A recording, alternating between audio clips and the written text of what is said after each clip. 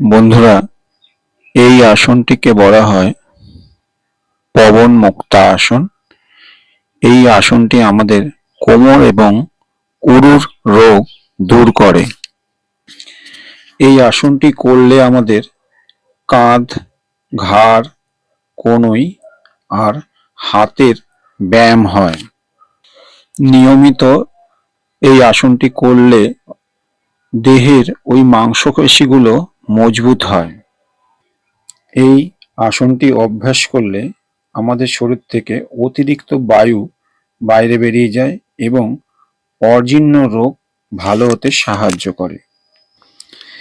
এই আসনটা আমাদের মেরুদণ্ডকে নমনীয় এবং সবল করে তোলে।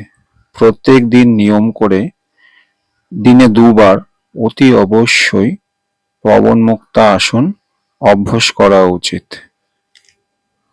এই আসনটা খালি পেটে অভ্যাস